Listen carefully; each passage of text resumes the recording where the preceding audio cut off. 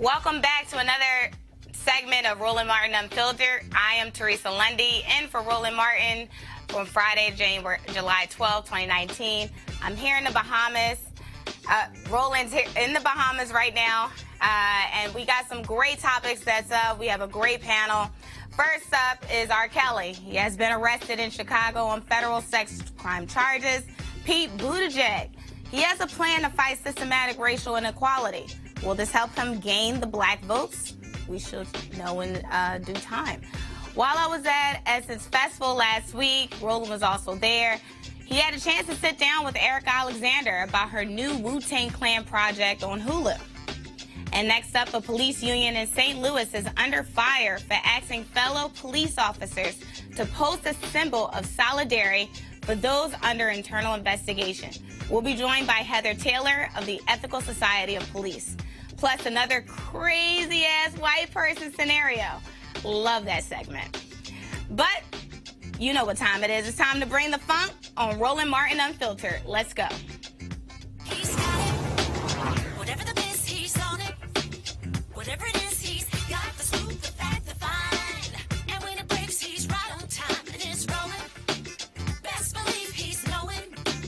Putting it down from sports to news to politics. With entertainment just for kicks, he's rolling. It's on go, roll, roll, y'all.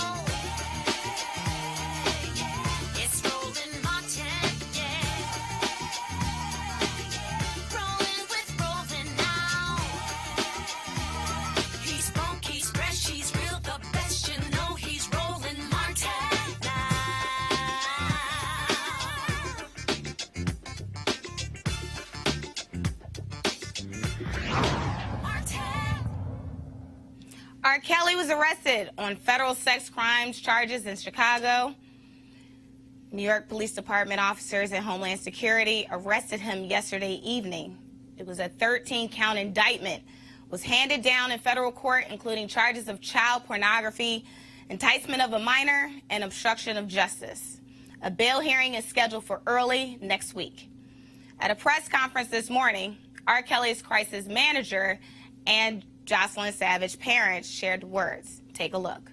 Charges a decade ago. Oh, get all that, bro. Where's my daughter at?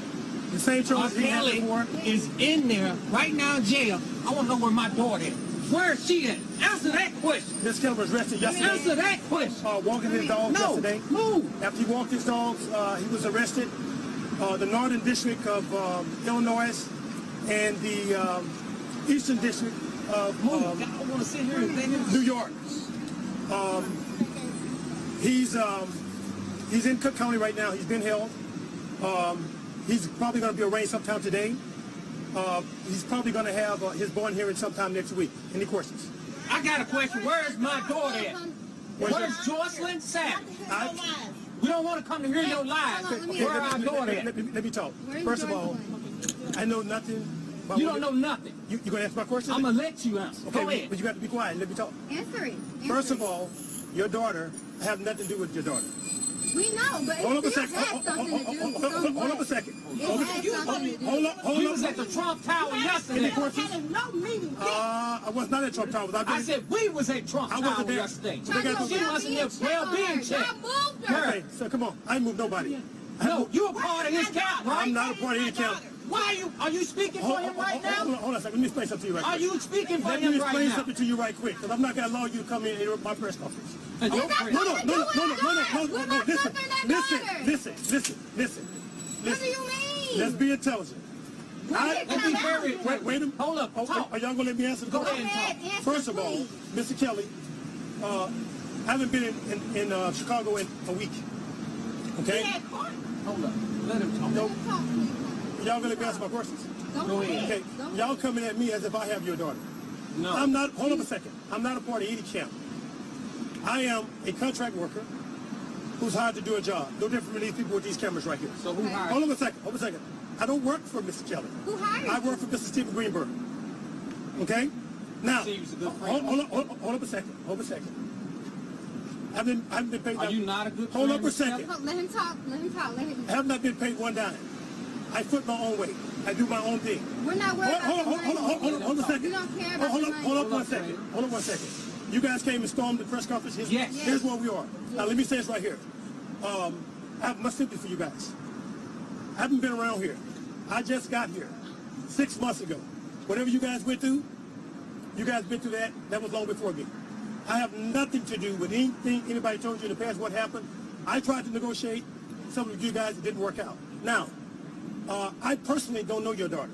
I met your daughter 6 times. I've seen her in and out of Trump Towers. I haven't seen anything that I would say is suspicious or harmful to your daughter. Zero. Okay? Now, the person you should be addressing this to is Mr. Kelly and Mr. Kelly's attorney. Wow.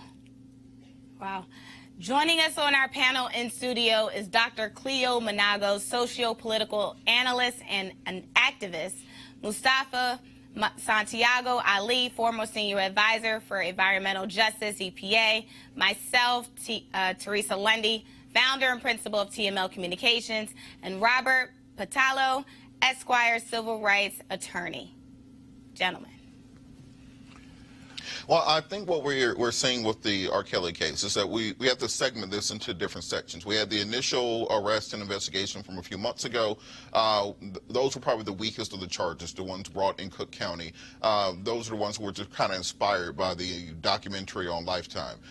These subsequent charges that have come hereafter, however, are significantly more serious, particularly given the fact that these are federal charges with federal investigators. It's a whole different ball game litigating cases against your local DA or against your county prosecutor, your state's attorney, versus going against the federal government. On that indictment, it says United States of America versus R. Kelly. That's way different than Cook County versus R. Kelly. Right. The only thing at this point that could derail this investigation or this prosecution by the government against Mr. Kelly is people like the Savage family. These people who try to turn this into a spectacle, to try to turn this into a reality show. When you're storming press conferences, because if I'm R. Kelly's lawyer, I am taking that footage right there and I am going to go into court. I'm going to say this is just part of the spectacle that they're trying to railroad my client. That's what this Lifetime documentary series was about. This is all extortion. Even given the indictment from the federal government, it says that some of these quote unquote victims' families took GMC Yukons in exchange for their daughters. They took overseas trips in exchange for their daughters. Right. They took cash payments in exchange for giving their minor daughters over to an older man for sexual purposes and not testifying against them at trial. So they have to trust the process if they are actually seeking justice. If you want a conviction, trust the federal government to convict Mr. Kelly. If you want a reality series on VH1, act like that in public. Cleo, what's your thoughts? Well, he pretty much mentioned much of what I had in mind in terms of what I was. This is federal now, and they don't play, and he is highly likely to get some prison time with the feds being involved. And I also was going to mention that the lawyers for Kelly could use this footage and say, see how unstable her family is, see what kind of climate she would have been in if she was still around, and why she avoids them. And she's an adult person who has chosen to be in my life, in my experience, and this is part of what she was trying to get away from. So I agree with what he was saying in terms of how this can be used against them. But again, clearly he's been tracked. I'm talking about Kelly now, and watched, because the first thing didn't work, and somebody wanted to make sure that something worked. And now that the Fed's involved, it's likely to work. He mentioned that he might be getting out soon. He implied that. I'm not sure about that. Now, Mustafa, this is the second time around for R. Kelly. What next? Well, you know, I grew up and I enjoyed his music when I was growing up. But I also do realize that there are 20 years of charges or 20 years of accusations of things that are going on. And we should also deal with the facts of what's going on a global scale and be very aware of that, because many women of color are the ones that are being impacted from both human trafficking across the planet. There are over 40 million people who are caught up in the human trafficking sort of paradigm that's going on. You know, in our country, we know that every 9 minutes a child is sexually abused. We have hundreds of thousands of folks who are sexually abused in our country every year. So that, just to put in context this situation that we're dealing with. And now also we've got the energy of Jeffrey Epstein and what he's done.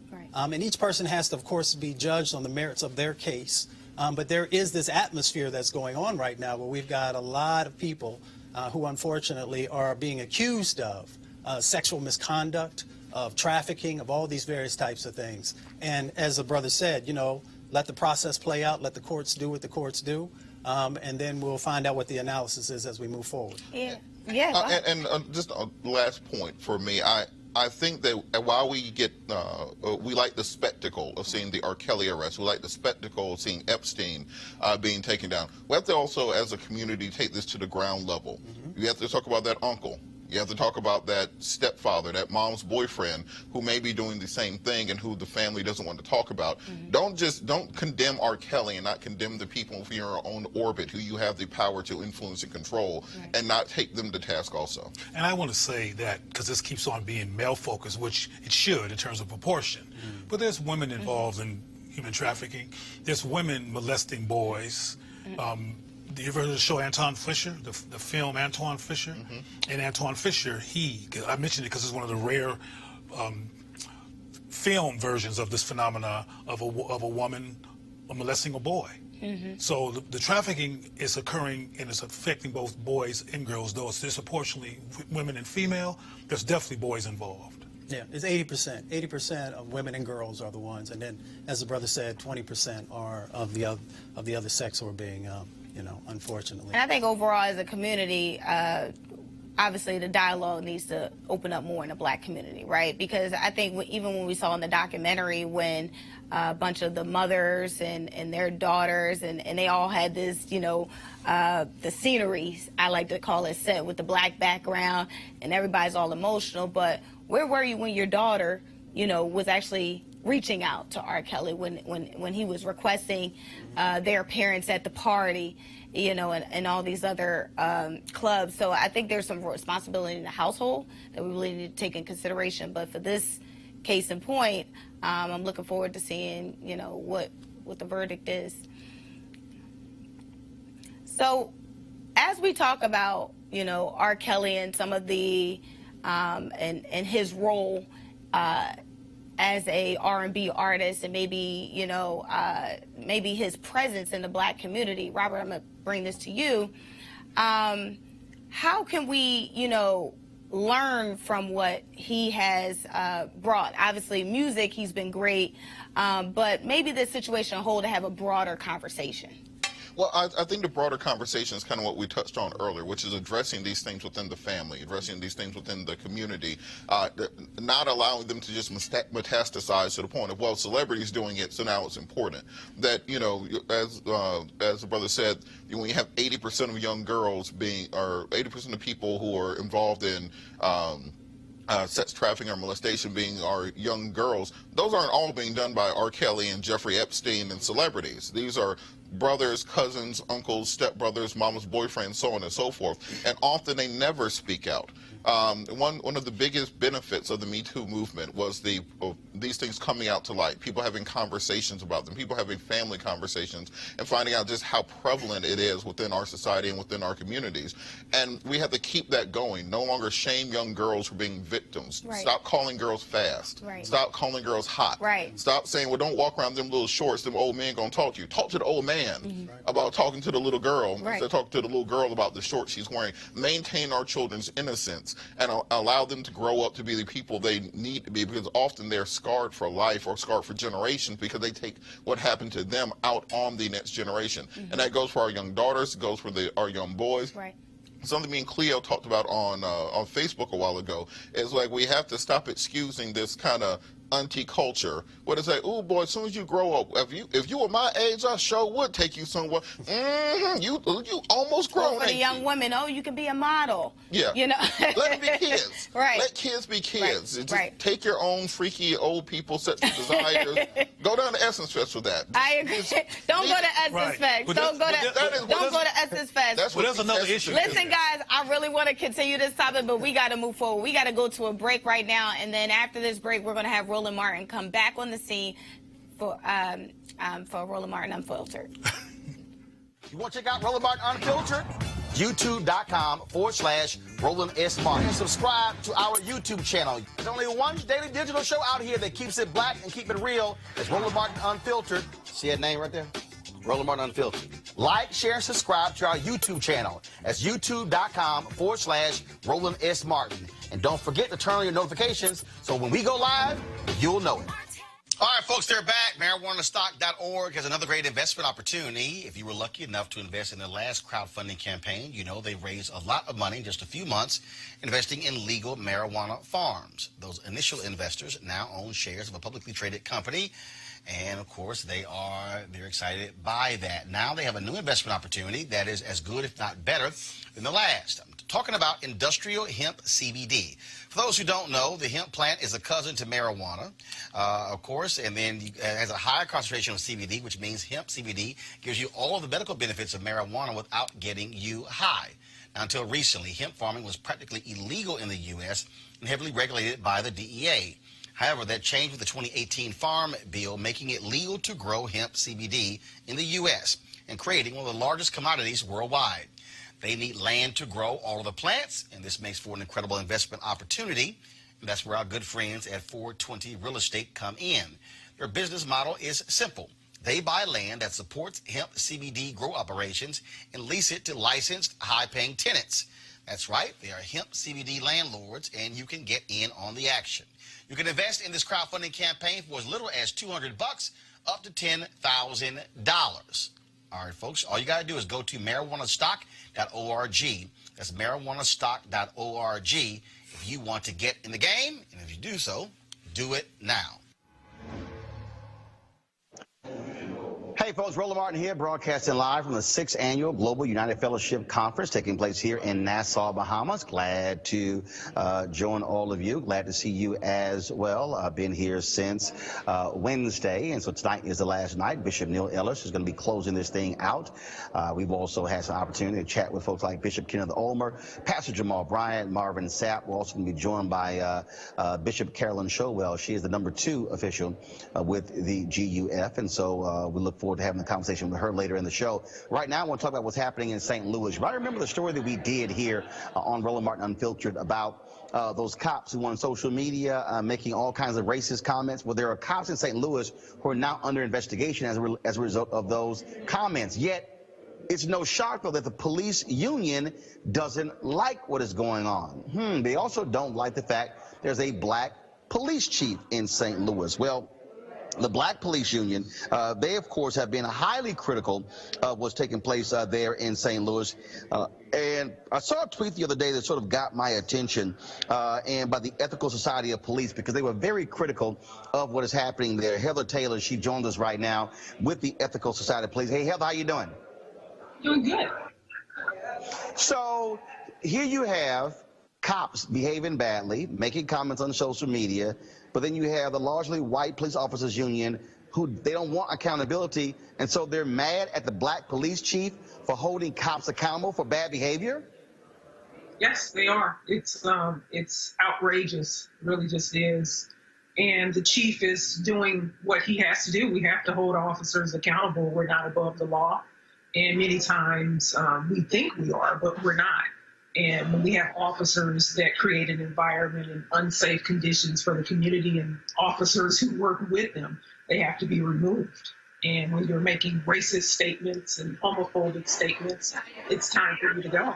And that's what he's doing, and along with the circuit attorney, prosecuting people that we have within our department that have no business being officers. So the St. Louis Police Officers Association, they asked their members to stand in solidarity by publishing a Punisher symbol to say they're in solidarity with the cops. See, and this is where people are greatly bothered when you hear, oh, there are just a few bad apples. No, this is an entire union defending the bad racist behavior of fellow officers. Yes. And, it's unfortunate that they're using the murder of Michael Langsdorff to make this point here and stating that there's a war on officers. And the reality is, in my career, I've been shot at, but I've never left those scenes thinking that there was a war on officers. That's just a bunch of propaganda. And what they're missing is the opportunity as a police union in the state of Missouri, in the areas of Ferguson, St. Louis City, with so much civil unrest, to try to bring the communities together. But instead, it's so much division that they're causing, and they're trying to use the Punisher symbol, a symbol that the creator doesn't want officers to use. It's a symbol of a vigilante, someone that's violent, that takes things into his own hands and by any means necessary. And we know the reality across the country is that we have officers who believe in that. And those officers are the ones that are killing people in our communities. And we can't stand for that. And you can't stand for a symbol like that. And, the reality is that we have a logo. It's a badge. What we're talking about is shameful, racist language that is indefensible.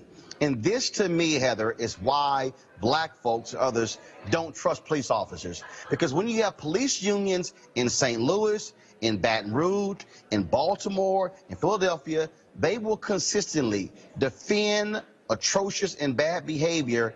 And so if you're a resident, you can't trust these folks to protect and serve you when they want to defend racists. Agreed. And it's very difficult to have that community trust when you have officers who are openly making homophobic statements, racist statements, putting up symbols of violence, and consistently just demeaning the oath that they took to protect and serve. No one's going to trust you to protect and serve them when you're behaving like that. Heather Taylor, Ethical Society of Police, but certainly thank you for your leadership. Thanks so much for joining us at Roland Martin Unfiltered. You're welcome. Thank you. Cleo Minogue, I'm going to bring you in. You dealt with this issue when you were in Los Angeles, dealing with these cops and their behavior. And this is why black folks do not trust police officers, because the union is going to excuse whatever they do. Well, first, I want to commend Heather Taylor for doing what she's doing. Because back when I worked in law enforcement, I was by myself, and even the black officers were looking at me like I was sideways when I raised these issues. So apparently the climate has changed, and even in New York, as well as in parts of around Washington, D.C., there are black groups of cops who are resisting white supremacy and resisting the abuse and murder of black people by cops. So that's exciting to me, and I'm glad to see Heather. But yeah, this is an issue that's been a problem for decades, if not centuries, and it's going to be a problem until we step up. And it's going to be a problem until we say that white cops are not allowed to police black people in black communities. That sounds extreme, but it's no more extreme than murdering people who have no gun and who didn't do anything wrong who deserve to die. We have to step up because people become cops, Roland, for reasons that are necessarily to protect and serve. Some people become cops because they get to do what they want to do. They get to have a gun. They get to fulfill their fantasies. They get to overpower black men who they have always felt threatened by, inferior to, and felt like they wanted to do something to repress them. And that's what these cops are doing. So I'm glad to see Heather is on the job over there where she is.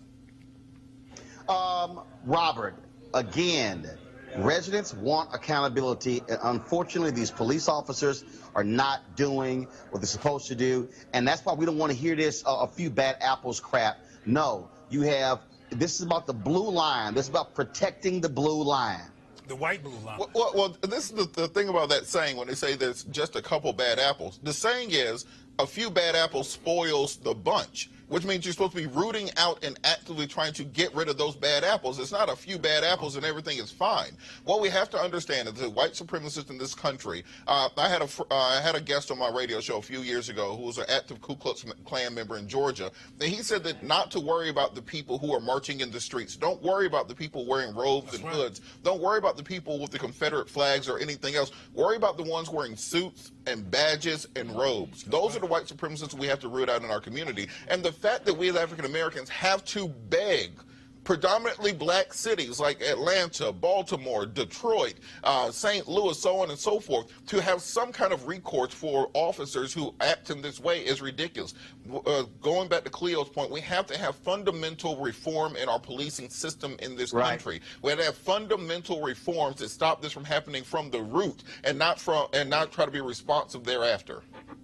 Mustafa, this is what we're dealing with when we talk about systemic racism. When you have folks who are white supremacists, who are racist, who have the power of the badge and gun, when they are in these positions, oh yeah, when we see them, they change their tune. But now, because of this investigation, we now see what they actually say in the private chat rooms on these Facebook pages and expose it. And we're talking about officers across the country, not just there in St. Louis. This thing, and they only examined a few cities. They did not hit a bunch of other cities as well.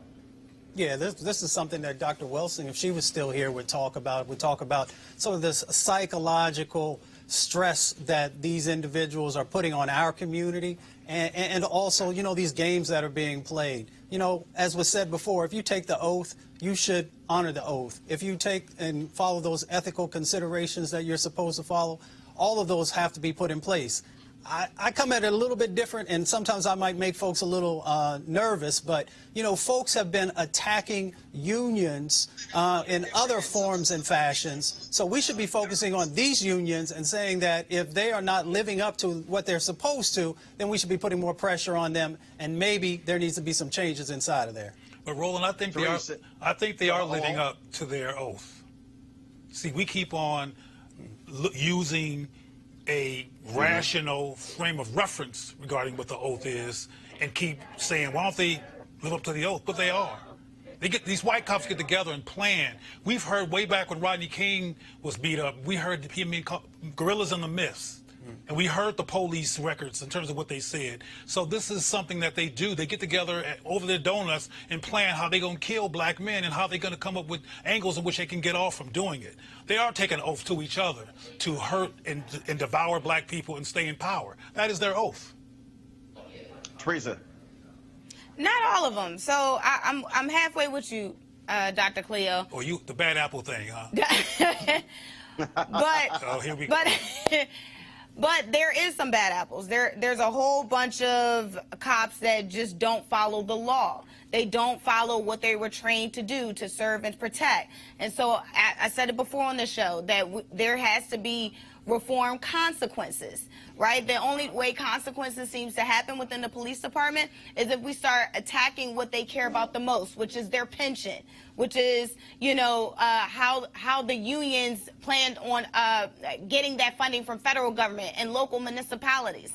If we don't start putting, you know, some of their issues where when we have body cam, we're showing that you're guilty, and yet the killing is still happening, the chastisement is still happening, and yet there's no retribution for the families, right? Outside of small settlements of $10,000, what is that supposed to do? You just took a life. But where do we disagree? The disagreement is everybody. I didn't say everybody. Well, I think it was an overall I'm type talking about of the culture. I talked about the police culture and that they're taking an oath to do what they do among each other.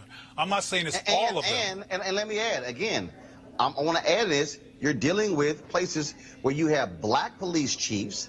They don't like black police chiefs. They don't want those black police chiefs actually doing this. And so what else is it? And this is where people who are watching have to understand you have to have city council members. You have to have mayors. You got to have black residents who are pushing back against these contracts and fight these police unions. Stand up to them and say, I'm sorry. There should be a zero tolerance. Fire them.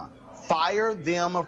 Every single one of these officers with this racist language should be fired from the police force. But Roland, they're defending. See, I'm concerned about this bad apple metaphor here because the union is defending the cops. I'm not saying bad apple. What I'm saying is, I'm not talking about you. I'm saying the union is entire defending them. Infrastructure. Well, the union has more than one apple. 2 points on things that we can do proactively to help these things. We've been talking about community policing since the 1960s. If you have people from the neighborhood who are patrolling their own communities, if you're drawing officers from the people who live there who aren't driving 2 or 3 hours in, you get better results in policing because you go to church with them, you went to high school with them, you know them. Secondarily, we have to have states waive sovereign immunity. These officers to have personal liabilities for their torts, not the taxpayers. Right. You'll get a whole lot fewer cops beating the hell out of people if you know you're going to be able to get their car, their house, their child's college fund, their retirement benefits, and all the way down the line. So those are the things we have to do proactively that can be done legislatively, not just on the federal level, because we think of the federal level as slaying this dragon. On the city council level, those things can be done. I agree. Right, and final comment, real quick. Go ahead. Real quick, in Philadelphia, June, around the end of the month of June, the people actually did fight back. So that community policing actually did take place. And there was a bunch of social media posts given by Philadelphia police officers. Make a long story short, some of them are actually getting fired, and now there's some consequences actually being had. So that's a win for us in here in Philadelphia. All right, folks, hold tight 1 second. When we let's now go to our American Workers segment. Roll it, please.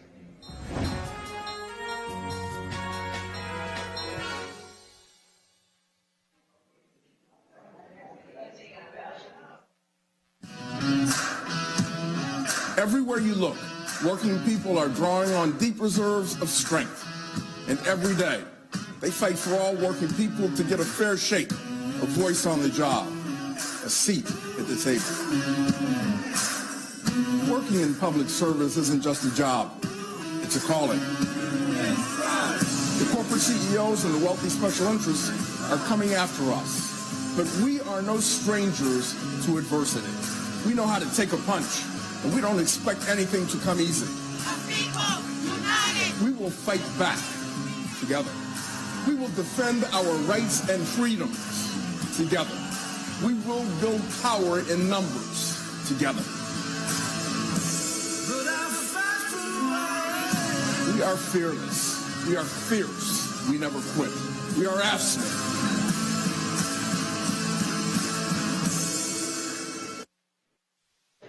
All right, folks.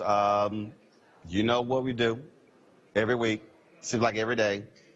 Another crazy-ass white person. No charcoal grills are allowed. I'm white. I got you, bro. Illegally selling water without a permit on my property. Whoa! Hey! You don't live here. I'm uncomfortable.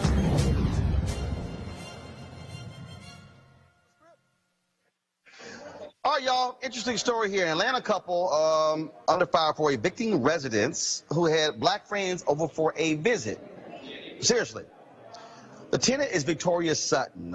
She's claiming the couple, Alan and Patricia McCoy, called her an N-word lover after a black family came over for a play date. A local news crew stopped by to ask the McCoys if it was true, and this happened. Channel 2.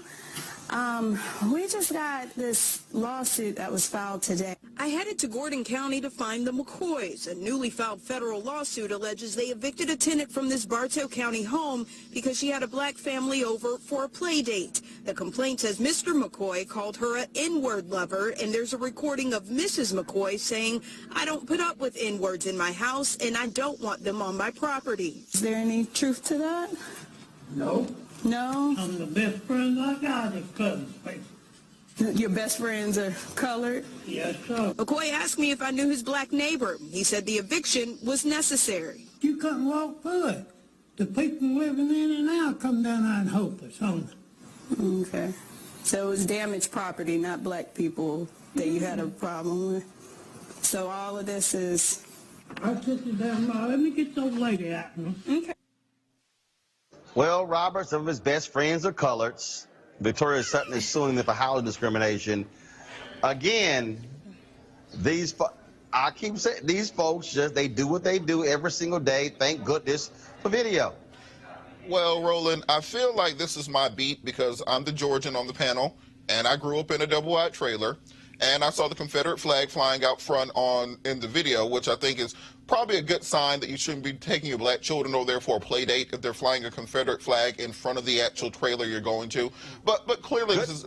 Yeah, good idea. Yeah, general good idea. Just I don't have children, but just as a general rule, I'm not going to take you to the Confederate flag household. But this is clear housing discrimination.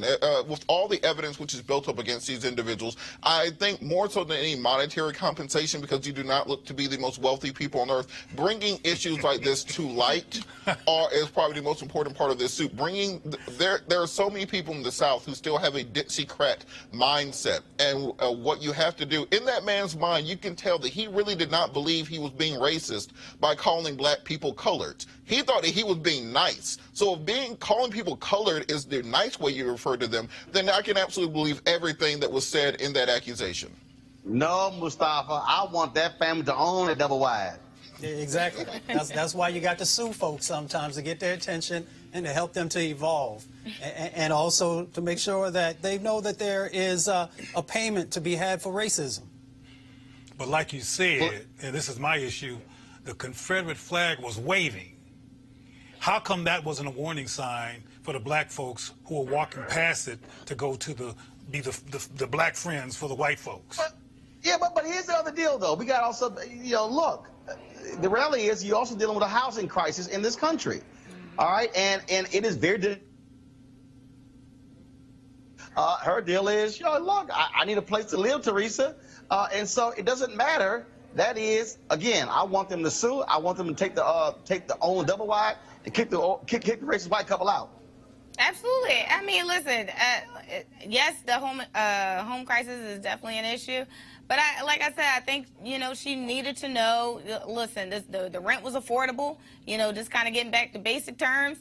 The rent was affordable. I had access to that building, and these old people seem like they're nice, even though there's a Confederate flag. It could have been a lack of understanding about what the Confederate flag actually is and what it meant. That man was old enough to have made the flag. Exactly. He knew what that flag means.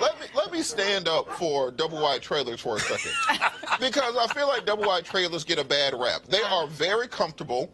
Heating and utilities very low. I'm being for real. Look, if you grew up in a double wide trailer, you will appreciate. Now, the one that was a single wide they were in, so those are poor people. But if you have a nice, well-manufactured double wide trailer. So, I'm sorry, Robert. I'm sorry. Yeah. The single wide is poor. The single wide for poor people. Double wide trailers are luxurious. Now, if you really got money like we did, you take the double wide, you pull the single wide up parallel to it or perpendicular to it, and you make a tri-level. So it's like you have a play area downstairs, you have a little grotto out front, you have a little receiving area. So double wide trailers are very nice. Let's not talk bad about double wide trailer people. I guess, or you can put some rims on Robert, we're not talking bad about double wides. We're talking bad about the races in double wide. Yeah, get rid of the races. And I'm hoping that the parents, and hoping against hope, and that sounds very cynical, but I'm hoping that the parents are teaching their children something about this whole thing. They're not just witnesses to this whole trauma. I think they need their understanding. They need to be educated halfway. Of course. That's my point, too. I got to ask y'all this real quick, because in a minute I'm going to interview Bishop Carolyn Showell here from the Bahamas. But I got to ask y'all this here, and that is Senator Kamala Harris was on The View earlier today, and they were talking about, of course, her back and forth with Vice President Joe Biden. And she made a comment which I loved. They were talking about, of course, with the debates and everything. And she made this comment. Let me pull it up, because I thought it was pretty. She said, if you were not prepared to address the issue, then you probably are not ready. I need somebody to explain to me why people, especially these never Trumpers, she kept saying, y'all, this is a debate. This is trying to win the nomination. This is what happens when you have a debate. And so, what are you not supposed to go at your opponent? I mean, Senator Bernie Sanders is now realizing this. He can keep playing nice, but if he don't go up to Joe Biden, his number's not going to improve. Am I the crazy one? What's up? Well, I think kind of the idea of it is you don't want to damage the other people running so much that you give Trump free fuel going into the general election. But do you really want to win the nomination at all costs with a scorched earth tactic where whoever the nominee is too damaged to win? I can understand Joe Biden thinking we're going to talk about educational policy from 2019, not educational policy from 1970. But here's the deal, though, Robert, and this is important, Mustafa. Okay, Joe Biden is the one who brought up the segregationists. And the reality is the issues dealing with education in 1975, where busing was part of the issue, are still relevant in 2019. Here's the memo to Joe Biden. If you don't want people talking about your past, damn it, don't bring it up. Yeah. You better be ready for prime time when you step on that stage, and that means that anything you've ever said, anything that you've ever done, is under scrutiny, it's under the microscope, and you better have a way to be able to share with the country why you made the decisions that you did. And if you're smart, you will also talk about the evolution of your policies that fit the time that we're living in now. And I thought Senator Harris was actually putting on a forward movement. So when she's, saying it's time to be ready, she's also been saying throughout the whole campaign, it's time to move forward. What does that forward vision look like? So you can't move forward if you can't address the past. And so what she's been doing is actually putting out policies, actually implementing nuances that I think that is resonating with the people. Joe Biden has been on his own, defense trail, in protecting his record. But again, if you don't address what you've done in the past, there is no forward movement and there's no Democratic nomination. Well, Cleo, it's not supposed to be easy. You're supposed to earn it. Okay, this ain't participation trophies. Well, I'm looking forward to the next debates. I wasn't impressed with nobody, including Kamala, and what she had to say about busing from when she was a little child. I wish she would have allowed there to be more talk about reparations since Marian Anderson, so what's her name, Williamson? Marianne Williamson brought it up, and I didn't see her on The View, but I'm looking forward to see what happens. But supposedly, according to the polls, Biden still has a very strong lead, regardless of what took place at the debate. And also, Kamala has some interesting things to deal with regarding the issue of policy herself. So hopefully she'll be prepared to address that. Which is why, if you are opposing her, you challenge her on policy. Again, bottom line is here. Joe Biden is the one who brought it up. And so if you don't want anybody talking about your past, don't bring it up. That's called a forced error. All right, y'all, coming up next, I'm going to chat with Bishop Carolyn Showell from the Global United Fellowship. Going to go to a break right now, and we'll be back on Roland Martin Unfiltered. You want to support Roland Martin Unfiltered? Be sure to join our Bring the Funk fan club. Every dollar that you give to us supports our daily digital show. There's only one daily digital show out here that keeps it black and keep it real as Roland Martin Unfiltered. Support the Roland Martin Unfiltered daily digital show by going to RolandMartinUnfiltered.com. Our goal is to get 20,000 of our fans contributing $50 each for the whole year. You can make this possible. RolandMartinUnfiltered.com.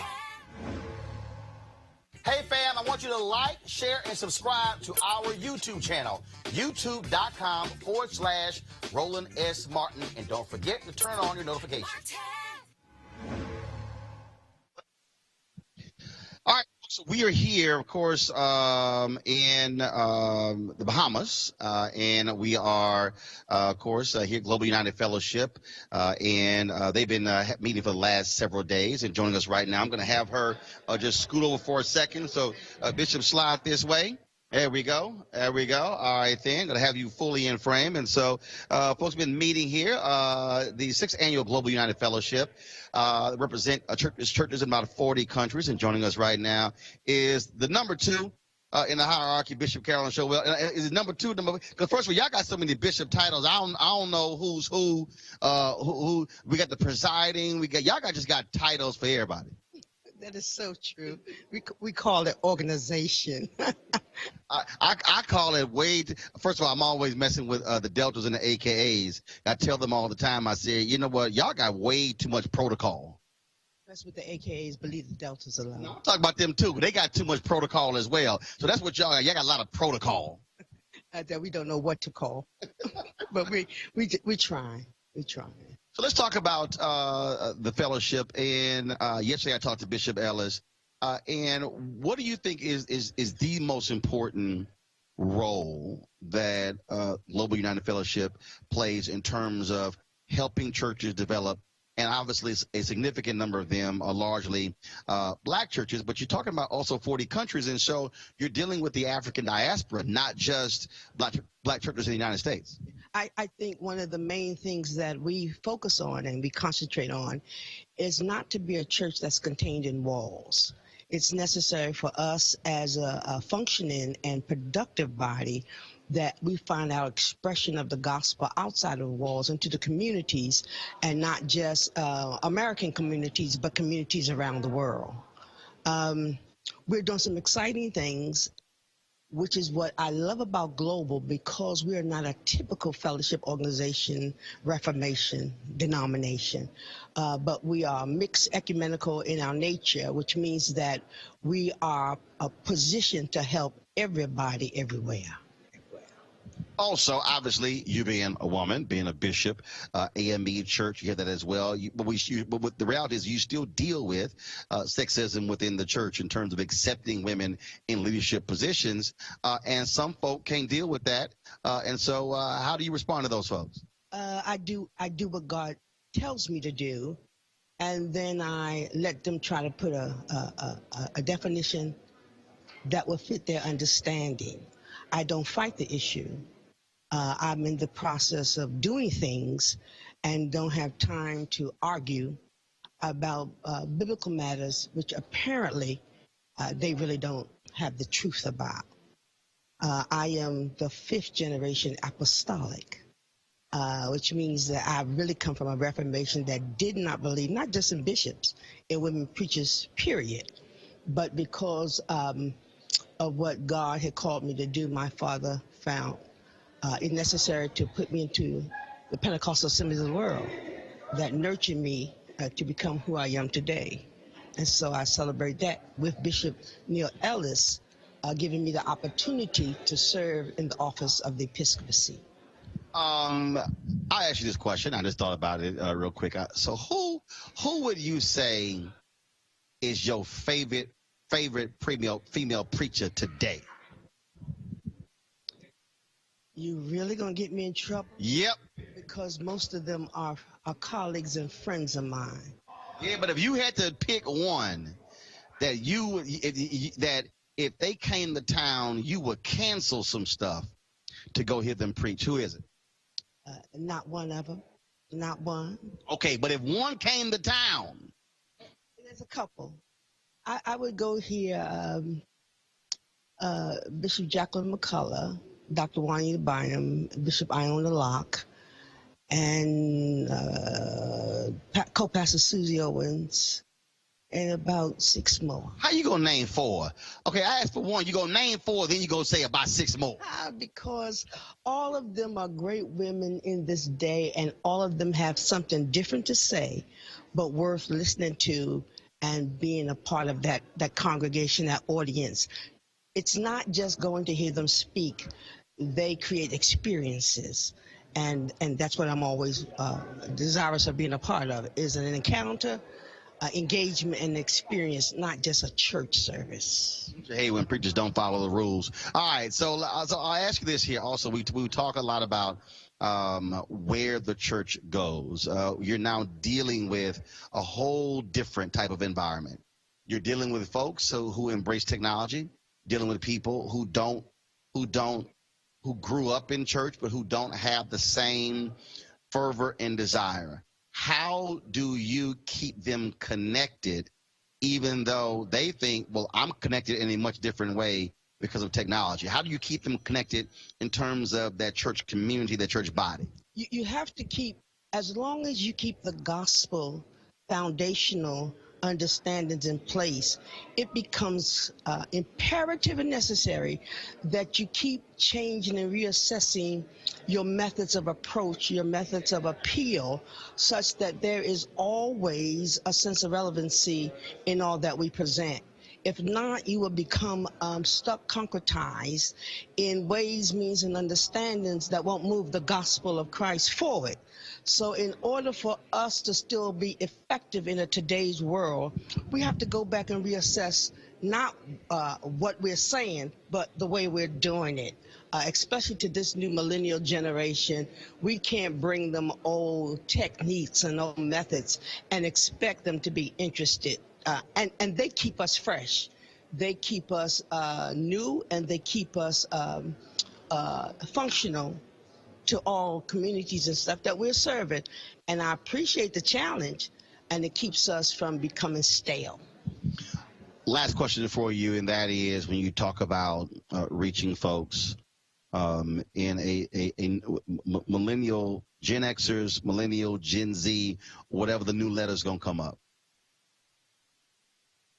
But does the church also, especially the black church in the United States, should they also go back to in dealing with those issues of economics and social justice? Because what people are saying is that I need not just a relevant word, but I need a relevant word that's applied to my actual life, and where those two forces actually come together. Because it's one thing to focus on the word, but it's another thing to put the word into practice. And I believe that that folks are looking for places of worship that are doing both of those things. You're so right. We can't get it twisted, so to speak. The gospel has a component, an element about it that requires that we go into the world. It requires that the gospel becomes relevant to all of the aspects, social justice, the economics of society, education, politics. The church must be engaged and involved in all of the areas that build up a community. Jesus was, and if we're going to be the kind of followers of Jesus that we purport to be, we must be engaged and put people in all of these areas such that we can do things that change, not just save souls, but we transform and change lives as well. I'll add one more question. And that, I'm looking at some of these comments of folks here on YouTube. I'm looking at some of the comments they're making right now on Facebook as well.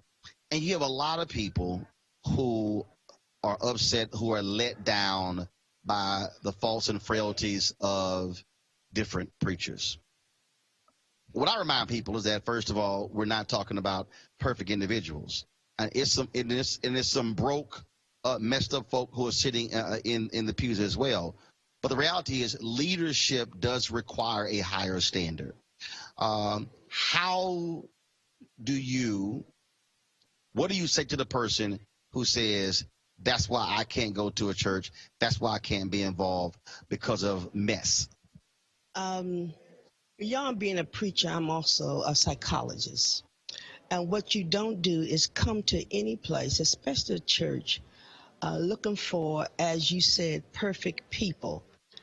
And though we are required by calling to a higher standard, it's not a standard that calls us or requires us to be perfect. Everybody that God used in the Bible had issues. And if we cannot even allow the preacher, the pastor, the teacher to become as we are yet becoming, then we're in for disappointment, and we're going to be disappointed every time. Simply because you're not dealing with, from the pulpit to the sidewalk, you're not dealing with perfect people. Bishop Carolyn Showell, I appreciate it. Thanks a lot. And also, this is a technology-driven show. I'm going to call somebody. So Kennedy Barnes, did Roland just check his watch and his phone? Yes. That's how I read your comment. This is called technology. We use technology. The show is streamed on Facebook, YouTube, and Periscope. Sometimes you just got to go ahead and call people out when they make some stupid comments like that. A lot of times. see, you got to be the bishop. You got to be nice and pray for them. I ain't got to pray for them. Yeah, you have to pray for them too. You have to pray for them too. No, they don't want the prayer I got.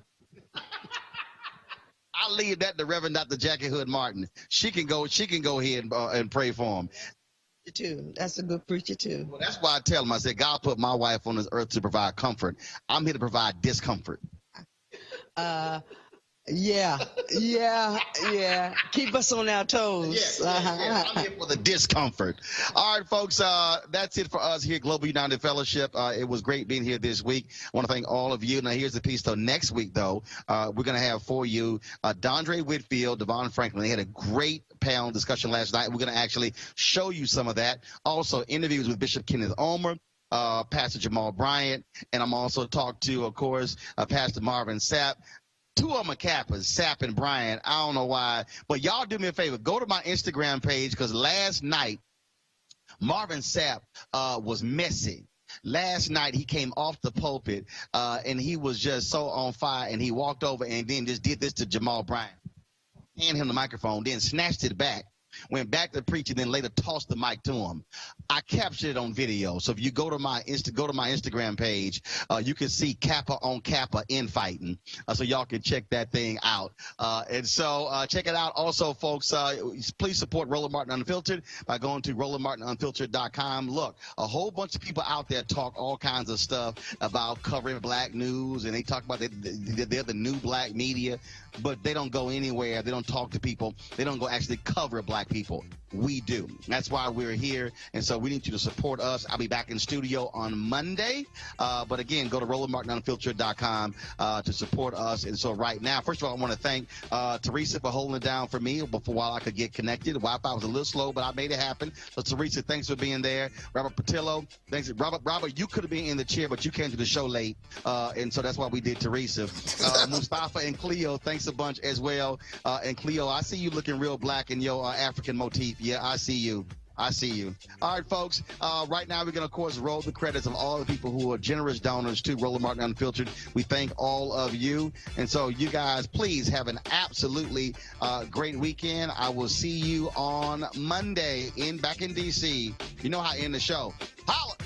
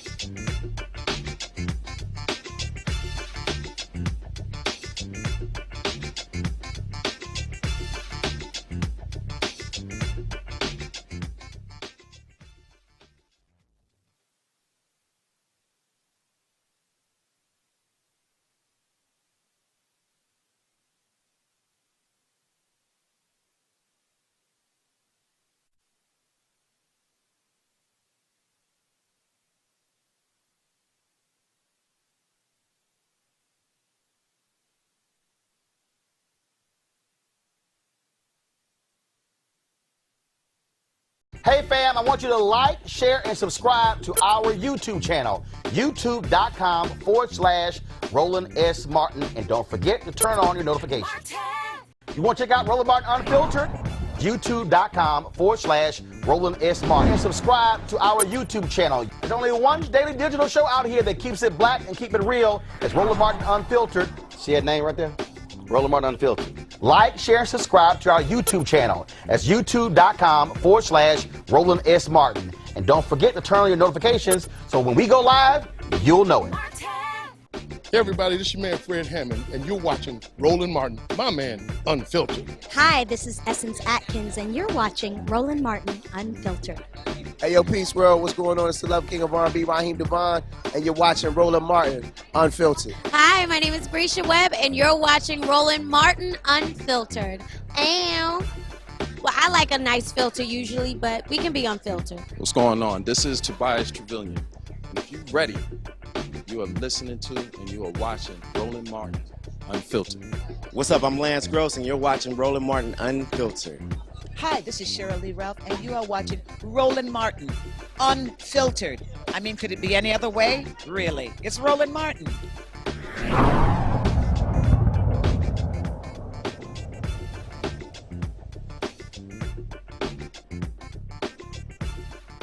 You want to support Roland Martin Unfiltered? Be sure to join our Bring the Funk fan club. Every dollar that you give to us supports our daily digital show. There's only one daily digital show out here that keeps it black and keep it real. It's Roland Martin Unfiltered. Support the Roland Martin Unfiltered daily digital show by going to RolandMartinUnfiltered.com. Our goal is to get 20,000 of our fans contributing $50 each for the whole year. You can make this possible. RolandMartinUnfiltered.com. Hey fam, want to check out Roland Martin Unfiltered, the blackest show on all of digital, cable, and broadcast. Check out our audio podcast. There's only one daily digital show out here that keeps it black and keep it real. It's Roland Martin Unfiltered. Press play.